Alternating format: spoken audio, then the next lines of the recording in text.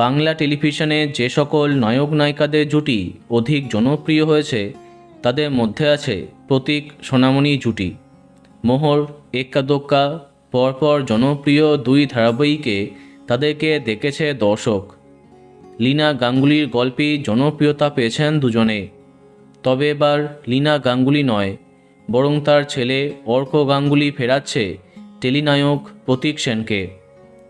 সূত্রের খবর, আবার নতুন মেগা নিয়ে আসছে স্টার জলসা।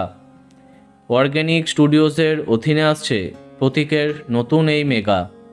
তবে এই মেগাতে তার নায়িকা হিসেবে থাকছেন না সোনামণি, বরং তারও নতুন মেগা আসছে অন্য এক জনপ্রিয় প্রোডাকশন হাউসের অধীনে, যারা বেশিরভাগ সময় বাংলা ছবি করে থাকে। সম্প্রতি তাদের সাথে মিটিং শেষ করেছেন সোনামণি। তবে সেই বিষয়ে পরে ভিডিওতে জানাচ্ছি। টেলিপাড়াতে শোনা যাচ্ছে অর্গানিক স্টুডিওজের অধীনে আসা প্রতীক সেনের এই নতুন মেগায় নায়িকা হিসেবে প্রাথমিক স্তরে যাকে ঠিক করা হয়েছে তিনি টেলি অভিনেত্রী স্বীকৃতি মজুমদার। তবে প্রতীকের মতো তাকে এখনও কনফার্ম করা হয়নি। খুব শীঘ্রই জানা যাবে প্রতীক এবং অন্যদিকে সোনামণির বিপরীতে কারা থাকছেন।